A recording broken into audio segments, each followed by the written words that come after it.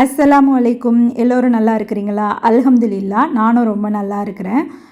காலையில் எந்திரிச்ச உடனே இந்த செடிக்கெலாம் தண்ணி ஊற்றும் போது நம்ம மைண்டே வந்து பயங்கர ரிலாக்ஸாக இருக்கிற மாதிரி இருக்கும். ஸோ வேலை வந்து வாஷிங் மிஷின் போடுறதுன்னு நான் சொல்லியிருப்பேன். 2வது வேலை எனக்கு இது தான். பட் ஆனால் ஸ்கூல் இருக்கிற நாளில் என்னால் இதை பண்ண முடியாது. பசங்க போனதுக்கப்புறம் தான் பண்ணுவேன். இப்போ ஒரு 1 வீக்காக பொங்கல் ஹாலிடேஸ் அது இதுன்னு இருந்ததுனால நம்ம ஃப்ரீயாக தான் இருந்தோம். ஸோ நம்ம எந்திரிக்கிறப்ப வேலை இதை தான் பார்க்குறது. வீடு வந்து அன்றைக்கி ரொம்ப இருட்டாக இருந்த மாதிரி இருந்தது. அக்ஷர் வந்து இந்த காரில் வந்து வச்சுட்டு ப்ளே பண்ணிகிட்டு இருந்தார். இந்த கார் செம்ம க்யூட்டாக இருந்தது. நல்லா லைட்டெல்லாம் கொடுத்து அழகாக இருந்தது. இது வந்து எங்கள் அண்ணன் கொண்டு வந்திருந்தாங்க. ஸோ அதை வச்சு தான் ப்ளே பண்ணிகிட்டு இருந்தார். மறுநாள் வந்து ஒரு மேரேஜ்க்கு போகிற மாதிரி இருந்தது. என்னோடய ஹிஜாப் எல்லாமே கலைஞ்சி கஜன்னு இருந்தது. நான் வந்து டக்கு டக்குன்னு எடுத்து போட்டுட்டு போயிடுவேன். நான் வந்து முன்னாடிலாம் எப்படின்னா ஒரு ட்ராவில் வந்து ஃபுல்லாக ஸ்டோன் ஹிஜாப், இன்னொரு ட்ராவில் வந்து ஃபுல்லாக வந்து நார்மல் யூஸ் பண்ணுற ஹிஜாப்னு வச்சுருப்பேன். கொஞ்ச நாளாக வந்து நான் மடித்து வைக்கிறது, அம்மா மடித்து வைக்கிறது, ஸோ மெயின்டைன் பண்ணாமல் அப்படியே எல்லாத்தையும் ஒன்றா கலந்து வச்சுருந்தேன். இன்றைக்கி எப்படியாவது அதை அரேஞ்ச் பண்ணி வச்சுடணும் அப்படின்னு சொல்லிட்டு தான் நான் வந்து உக்காந்துட்டேன். எந்தெந்த ஹிஜாப் தேவைப்படாதுங்கிறதும் நமக்கு அப்போ தான் தெரியும். என்னோடய ஹிஜாப் எல்லாமே நான் கையால் தான் வாஷ் பண்ணுவேன். யாருக்கிட்டேயும் கொடுக்க மாட்டேன், வாஷிங் மிஷின்லேயும் போட மாட்டேன். அதனால் ரொம்ப பழைய ஹிஜாப் கூட என்னோடது புதுசு மாதிரியே இருக்கும். ஒரு ஸ்டோன்லாம் வந்து கொட்டி அப்படிலாம் இருக்காது. நான் வந்து அந்த மாதிரி தான் மெயின்டைன் பண்ணுவேன் என்னோடய ஹிஜாப் எல்லாமே. ஸோ எல்லாத்தையுமே மடித்து நான் 2யும் செப்பரேட்டாக 2 ட்ராவில் வந்து வச்சுட்டேன். மேலே உள்ளதில் ஃபுல்லாக வந்து ஸ்டோன் இல்லாமல் நம்ம நார்மல் யூஸ்க்கு போடுறதும், ட்ராவில் வந்து ஃபுல்லாக ஸ்டோன் யூஸ், அதாவது நம்ம ஃபங்க்ஷன் யூஸ்க்கு போடுறதும் அரேஞ்ச் பண்ணி வச்சுருந்தேன். அப்போ தான் நம்ம வந்து ஃபங்க்ஷனுக்கு போகும்போது எதில் இருக்குன்னு நம்ம தெரிஞ்சு எடுத்து யூஸ் பண்ணிக்கலாம் அப்படின்னு சொல்லிட்டு. இதை மாதிரி அரேஞ்ச் பண்ணும்போது நமக்கும் கொஞ்சம் ஈஸியாக இருக்கும். எது எங்கே இருக்குது அப்படின்னு சொல்லிட்டு நமக்கே தெரியும் இல்லையா? அதனால தான். ஸோ மறுநாள் வந்து எனக்கு ஒரு கல்யாணம் அட்டென்ட் பண்ண வேண்டியது இருந்துச்சு. அதனால் நாங்கள் கிளம்பிட்டோம். அன்றைக்கி வந்து திட்டச்சேரியில் தான் கல்யாணம். ஆக்சுவலாக என்னன்னா, நான் வந்து இப்போ தான் வீடியோஸ்லாம் எடுக்க ஸ்டார்ட் பண்ணியிருக்கேன். ஸோ எல்லோரும் எடுக்கும்போது கொஞ்சம் ஷையாக இருந்த மாதிரி இருந்தது. அதனால் வந்து நான் ரொம்பலாம் எடுக்கலை. எல்லோரும் போனதுக்கப்புறம் இந்த பசங்க ஸ்டேஜில் விளாண்டுட்டு இருந்தாங்க, அதை தான் எடுத்திருந்தேன். அங்கேருந்து வந்து நாங்கள் நாகூர் போயிருந்தோம். அங்கேயும் வந்து கல்யாணம் ஒன்று வந்து சொல்லியிருந்தாங்க. பட் ஆனால் எங்களால் அட்டென்ட் பண்ண முடியாமல் இருந்தது. ஸோ அங்கேயும் போய் அவங்களையும் பார்த்துட்டு, இந்த நாகூர் ஸ்வீட்ஸ்லாம் வந்து ரொம்ப நல்லாயிருக்கும். நாங்கள் எப்போ போனாலும் வாங்கிட்டு வருவோம். என்னென்னவோ வெரைட்டி சொன்னாங்க அல்வாலாம். எனக்கு நேமெல்லாம் தெரியல. பட் ஆனால் கலர்ஃபுல்லாக சூப்பராக இருந்தது. நான் வந்து வீட்டுக்கு கூட வாங்கிட்டு வந்திருந்தேன். அதே மாதிரி பக்கத்தில் வந்து இந்த பட்டாணி கடையும் இருந்தது. ஸோ கல்லை வாங்கினோம். அப்படியே நான் இதையும் எடுத்தேன். வீட்டுக்கு கொஞ்சம் திங்ஸ் வாங்கலான்னு சொல்லிட்டு இந்த ஷாப் போயிருந்தேன். ஸோ அங்கேயும் வந்து பெருசாக வாங்கணும்னு எந்த எண்ணமும் இல்லை. வந்துட்டோம் வாங்கிடுவோம் அப்படின்னு சொல்லிட்டு இந்த சில்வர் பவுலு அப்புறம் இதெல்லாம் தான் வாங்கினேன். எனக்கு நெக்ஸ்ட் மந்த் வந்து அனிவர்சரி வருது. ஸோ அதனால் சாரீ வாங்கிட்டு வரலான்னு ஐடியா பண்ணியிருந்தேன். இந்த சாரீ வந்து நார்மலாக வீட்டில் நம்ம வியர் பண்ணிக்கிறதுக்காக வாங்கியிருந்தேன். என்னோடய ஆனிவர்சரிக்கு இது தான் வாங்கியிருந்தேன். ஆரஞ்சு கலரில் ரொம்ப நல்லா இருந்தது. என்கிட்ட வந்து நிறையா ஸ்டோன் ஒர்க் சாரீஸ் கிடையாது. நான் வந்து அதை லைக் பண்ண மாட்டேன். நான் வந்து கம்பி புடவை தான் நிறைய யூஸ் பண்ணுவேன். இது நல்லா இருந்தது. ஸோ அதையும் வாங்கிட்டேன். இது நெக்ஸ்ட் டே. இன்றைக்கி வந்து எங்கள் அம்மாவோட ஸ்பெஷல் தான் எல்லாமே. எங்கள் அம்மா வந்து மீனானோலாம் நல்லா காய்ச்சுவாங்க. அன்றைக்கி நான் வந்து ஒரு ஷார்ட்ஸ் போட்டிருந்தேன் இல்லையா, நாங்கள் அணக்கரை போயிட்டு மீன் வாங்கிட்டு வந்திருந்தோம் அப்படின்னு சொல்லிட்டு. ஸோ அந்த மீன் வச்சு தான் அன்றைக்கி நாங்கள் வந்து ரெசிபிஸ்லாம் வந்து பண்ணியிருந்தோம். எங்கள் அம்மா வந்து மண் சட்டியில் தான் மீனானை காய்ச்சுவாங்க. அது வந்து டேஸ்ட் நல்லாயிருக்கும் அப்படின்னு சொல்லிட்டு சைடில் என் மச்சி வந்து அவரைக்காய் அரைஞ்சிட்டு இருந்தாங்க. ஸோ அதையும் எடுத்துகிட்டு இருந்தேன்.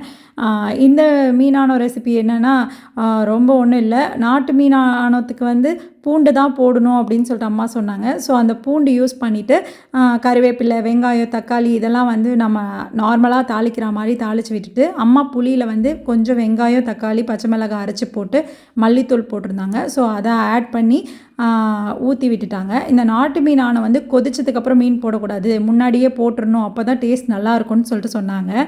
பார்க்கவே சூப்பராக இருந்த மாதிரி இருந்தது. அன்றைக்கி எப்படா லன்ச் டைம் வருங்கிற மாதிரி தான் நான் வெயிட் பண்ணிகிட்டு இருந்தேன். நான் சொன்னேன் இல்லையா, சைடில் எங்கள் மச்சியும் அவரைக்காய் அரிஞ்சிட்டு இருந்தாங்க அப்படின்னு சொல்லிட்டு. ஸோ அது ஒரு பக்கம் நடக்க ரோஸ்ட் வந்து பண்ணலாம் அப்படின்னு சொல்லிட்டு அம்மா சொல்லியிருந்தாங்க. ஸோ இதுக்கும் வந்து மிளகாத்தூள்லாம் போட்டுட்டு பெரட்டி வச்சுருந்தாங்க. அதை வந்து கல்லில் போட்டு விட்டுட்டாங்க.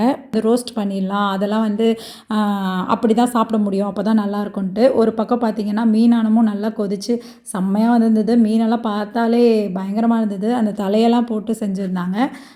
ரோஸ்ட்டுக்கு வந்து லைட்டாக மசாலா, அதாவது மிளகாத்தூளும் உப்பும் கொடுத்து தோசைக்கல்லில் பாலில் வந்து ஃப்ரை பண்ணி எடுத்துக்கிட்டாங்க. அப்போ தான் வந்து அந்த தேங்காய் பால் ஊற்றும் போது நல்ல டேஸ்ட் வந்து நல்லா உப்பு உரப்பாக நல்லாயிருக்கும் அப்படின்னு சொல்லிட்டு.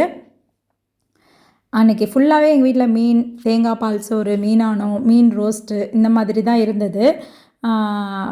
என்ன சொல்ல, அந்த மீனானம்லாம் வந்து சாப்பிடும்போது அவ்வளோ டேஸ்ட்டாக இருந்தது. ஏன்னா ஃப்ரெஷ்ஷாக அப்படியே உயிர் மீன் வாங்கிட்டு வந்திருந்தோம் நாங்கள்.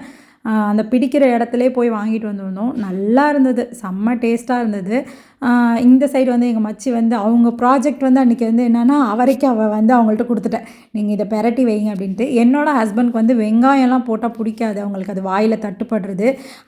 அதனால் என் மச்சி என்ன கேட்டாங்கன்னா, என்ன வச்சு இது வெறும் கடுகும் கருவேப்பிலையும் போட்டு பண்ணுறோம், இதை பார்த்து யாரும் எதுவும் கேட்க மாட்டாங்களா அப்படின்னு சொல்லிட்டு கேட்டால் நான் சொல்லிக்கிறேன், என் ஹஸ்பண்டுக்கு வெங்காயம்லாம் பிடிக்காதுன்னு சொல்லிடுறேன் அப்படின்னு சொல்லிட்டு சொல்லியிருந்தேன்.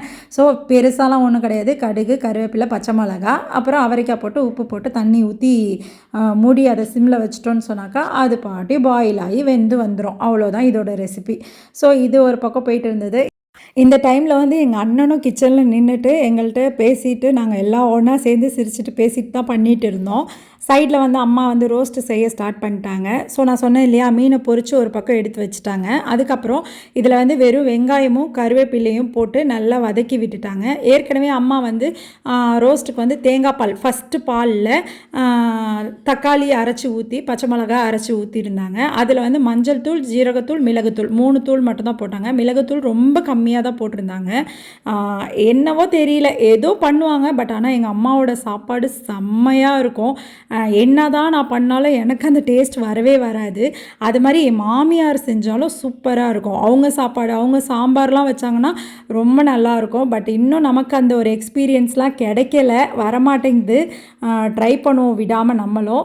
ஸோ அதை வதக்கிட்டு மிளகாத்தூள் போட்டுட்டு நம்ம வறுத்து வச்சுருக்கோம் இல்லையா, ஸோ அந்த மீன், அதாவது அரைவேக்காடாக வறுத்து வச்சுருக்கோம் இல்லையா, அந்த மீனை வச்சுட்டு இந்த தேங்காய் பாலில் கலந்து வச்சுருந்தாங்க இல்லையா, இதெல்லாம் வந்து அதில் வந்து ஊற்றி விடணும். இதுக்கப்புறம் வந்து இது ரொம்ப கிளறக்கூடாதுன்னு அம்மா சொன்னாங்க. சும்மா லைட்டாக ஒரு சுற்று மட்டும் இப்படி சுற்றி விட்டுட்டு அதுக்கப்புறம்லாம் வந்து 2 புடியை வச்சுட்டு இப்படி ஷேக் பண்ணி விட்டாங்க. அதுதான் பண்ணணும் அப்படின்னு சொல்லிட்டு சிம்மிலேயே வச்சாங்க. மெயின் அதுதான், அது பாட்டி வேகட்டும், நீங்கள் அதை டிஸ்டர்பே பண்ண வேணாம் அப்படின்னு சொல்லிட்டு சொன்னாங்க. நார்மல் மீனை விட இந்த மீன் வந்து பயங்கர சாஃப்டாக இருந்தது. சாப்பிடவே அவ்வளோ டேஸ்ட்டாக இருந்ததுன்னு சொன்னேன் இல்லையா. இப்படி தான் ஷேக் பண்ணி விட்டுட்டு கொஞ்சம் நேரத்துக்கு அப்புறம் உப்பு போட்டு விட்டுருந்தாங்க. இதுவும் முடிஞ்சது. அதுக்கப்புறம் மீன் ஃப்ரை பண்ண ஸ்டார்ட் பண்ணிட்டோம். ஏன்னா மணி 1க்கு மேலே ஆயிடுச்சு. ஸோ அதனால் ஃபிஷ்ஷும் வந்து ஃப்ரை பண்ண ஆரம்பிச்சிட்டோம். நல்ல பெரிய பெரிய பீஸாக போட்டிருந்தாங்க அந்த அக்கா. பட் ஆனால் நான் பயந்துட்டேன். ஏன்னா வந்து நான் உள்ளே நின்றுட்டு இருந்தேன். அதுக்குள்ளே அவங்க வந்து நான் போய் க்ளீன் பண்ண போகிறேன்னு எடுத்துகிட்டு போயிட்டாங்க. வந்து அச்சச்சோ எவ்வளோ பெருசாக போட்டுட்டாங்கன்னு பார்த்தேன். பட் ஆனால் பரவாயில்ல, ஒரு பக்கம் ரைஸும் ரெடி ஆகிடுச்சு, ஃபிஷ்ஷும் நல்லா ரெடி ஆகிடுச்சு. நல்ல இப்போ பார்க்கும்போது கூட எனக்கு இதெல்லாம் டெம்டிங்காக இருக்குது, திருப்பி சாப்பிடணும் போல் இருக்குது.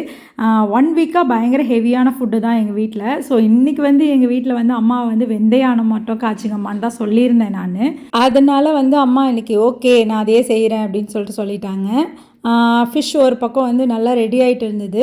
அன்றைக்கி ஆக்சுவலாக என்னால் கேமராவை ஒரு இடத்துல வச்சு வீடியோ எடுக்க முடியல, அம்மாலாம் செஞ்சிட்ருந்தாங்க. ஸோ நான் கையில் வச்சு தான் வீடியோ எடுத்துகிட்டு இருந்தேன். இந்த பக்கம் ரோஸ்ட் நல்லா ரெடி ஆகிடுச்சு.